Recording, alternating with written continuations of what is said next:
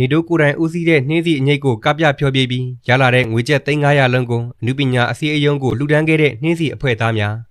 မြန်မာနိုင်ငံရဲ့နာမည်အကြီးဆုံးနဲ့စိတ်ထားအကောင်းဆုံးဖြစ်တဲ့မင်းသားနေတိုးကတော့သူကိုယ်တိုင်ဦးစီးဦးဆောင်လုပ်တဲ့နှင်းစီအငိတ်ကိုပြန်လည်ထူထောင်ပြီးအနုပညာသမိုင်းတစ်လျှောက်မှာဘယ်သူမှမလုပ်သေးတဲ့လုပ်ရမျိုးကိုလုပ်ခဲ့ပြီးပဲဖြစ်ပါတယ်နေတိုးအနေနဲ့ကတော့နှင်းစီအငိတ်ကိုအချိန်အတော်အတန်ကြာအောင်ရပ်တန့်ထားခဲ့ပေမဲ့လည်းအခုလိုမျိုးပြန်လည်စတင်တဲ့အချိန်မှာတော့အငိတ်အဖွဲ့သားတွေအားလုံးအတွက်ငွေသား3,500ကျပ်ကိုရရှိခဲ့ပါတယ်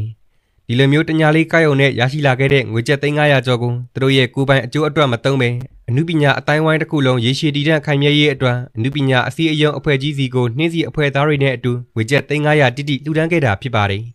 နေတိုးအနေနဲ့ကတော့သူတယောက်တည်းရဲ့ငွေကြေးနဲ့အနုပညာအစည်းအရုံးကိုလှူဒန်းပေးလို့ရတဲ့စစ်ပေမဲ့လည်းတဒတ်တအားစီစီလုံးလုံးနဲ့ဖျော်ဖြေပြီးမှရလာတဲ့ငွေကြေးနဲ့ပို့ပြီးကူညီပေးခြင်းခဲ့တာဖြစ်ပါတယ်ဒါကြောင့်ငွေကျပ်3,500လုံးကိုအနုပညာအတိုင်းဝိုင်းရဲ့ဇက်ပို့တွေအရန်တွေအားလုံးကိုမျှမျှတတလှူဒန်းပေးခဲ့ပြီးတဲ့နောက်ပိုင်းတွေမှာနှင်းစီအဖွဲ့ကိုပြည်သက်တွေစီရအောင်ဖျော်ဖြေပေးသွားအောင်ပါဆိုပြီးပြောလာခဲ့ပါသေးတယ်ခေါင်းဆောင်ကောင်းတစ်ယောက်အဖြစ်နှင်းစီအငိတ်ကိုပြိုးထောင်ပေးနေတဲ့နေတိုးရဲ့စိတ်ဓာတ်ကတော့တကယ်ကိုမှကြီးကျူးစရာပါပဲခင်ဗျာ